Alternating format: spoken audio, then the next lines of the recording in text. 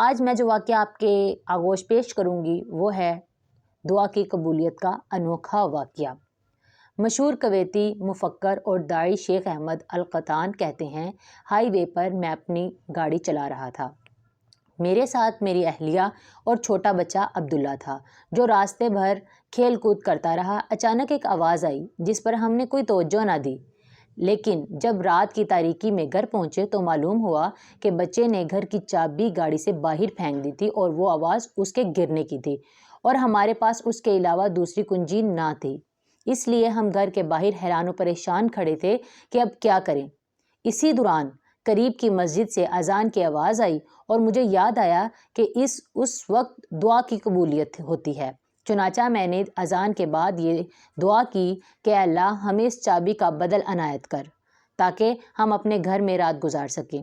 میری اہلیہ اس دعا کو سن کر بڑا تعجب ہوئی اور کہنے لگی، شیخ یہ کیسے ہو سکتا ہے؟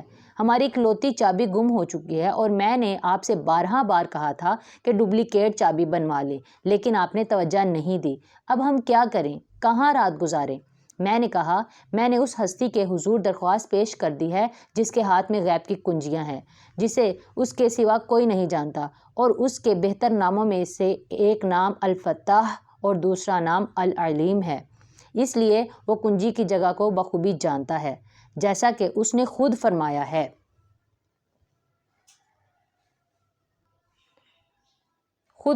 ہے اور اسی کے پاس غیب کی کنجیاں ہیں اور اس کے سوا کسی کو غیب کا علم نہیں۔ وہ خشکی اور دریا کی تمام چیزوں کا علم رکھتا ہے، ایک پتا بھی گرتا ہے تو وہ اس کے علم میں ہے۔ زمین کی تاریکیوں میں کوئی دانہ نہیں پڑتا ہے اور نہ کوئی تر اور خشک چیز، مگر وہ روشن کتاب لوح محفوظ میں موجود ہے۔ وہ دروازہ کھولنے پر قادر ہے، اسی لیے تم خواہ مخواہ ادھر ادھر کی باتیں سوچ کر پریشان مت ہو۔ آؤ ہم مسجد میں جماعت کے ساتھ نماز ادا کرتے ہیں اور نماز کے بعد انشاءاللہ کوئی شکل پیدا ہو جائے گی۔ شیخ احمد کہتے ہیں کہ مسجد میں جا کر تحیۃ الوضو تحیۃ المسجد پڑھ رہا تھا کہ اچانک میری نگاہ ایک ریحل پر پڑی جس پر ایک کنجی رکھی ہوئی تھی جو بالکل ہمارے گھر کی کنجی کی طرح تھی۔ میں اسے تقریباً 1 سال سے اسی جگہ پر دیکھ رہا تھا، گویا اس کا کوئی مالک نہیں تھا۔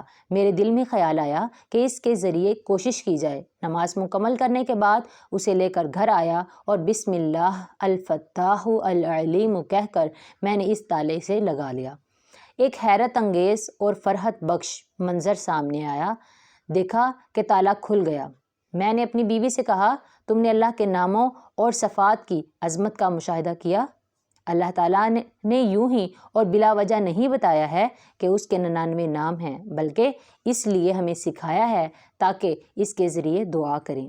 اس حادثے کو سالوں گزر چکے ہیں اور اس کے بعد سے ہمارا معمول رہا ہے کہ ہم اللہ کے صفاتی ناموں کے ذریعے اپنے ہر معاملے میں دعا کرتے ہیں اور ہماری دعا قبول ہوتی ہے۔ یہ حادثہ ہمارے لیے اللہ کی طرف سے ایک بڑے خیر کا ذریعہ بن گیا۔ اس نے ہمارے لیے گھر کے دروازے سے زیادہ اہم دروازہ کھول رکھا ہے اور وہ ہے دعا، جس کے بارے میں حضرت عمر رضی اللہ تعالیٰ عنہ نے فرمایا، مجھے اس بات کا غم نہیں کہ میری دعا قبول ہوتی ہے یا نہیں، لیکن اس بات کی فکر ضرور رہتی ہے کہ دعا کی توفیق ملتی ہے یا نہیں۔ اگر دعا کی توفیق مل گئی تو قبولیت کی ضمانت ہے۔ اس قصے میں عقل مندوں کے لیے بڑی عبرت و نصیحت ہے اور ان لوگوں کے لیے بڑا سبق ہے جو مادی اسباب پر نگاہ رکھتے ہیں اور مسبب الاسباب کو بھول جاتے ہیں۔ حالانکہ اگر کسی کو دعا پر یقین ہو جائے تو اللہ تعالیٰ اس کے لیے زمین و آسمان کے خزانوں کو کھول دیں گے۔ غور کرنا چاہیے کہ کیسے اور کیوں وہ کنجی کو 1 سال تک اسی جگہ پڑی رہ گئی اور کسی نے اسے ہاتھ نہیں لگایا، اور کیسے وہ کنجی شیخ کے گھر کے تالے میں لگ گئی، اور کس نے ان لوگوں کے دل میں یہ بات ڈالی کہ وہ اسی مسجد میں جا کر نماز ادا کریں اور کسی دوسری مسجد میں نہ جائیں، اور کس نے انہیں آمادہ کیا کہ وہ اسی جگہ جا کر بیٹھیں اور نماز پڑھیں جہاں کنجی رکھی ہوئی ہے۔ کیا یہ گمان کیا جا سکتا ہے کہ یہ سب کچھ اتفاقی طور پر پیش آ گیا؟ ہرگز نہیں، یہ سب اللہ پاک کا کرم اور اللہ پاک کی نگاہ ہوتی ہے۔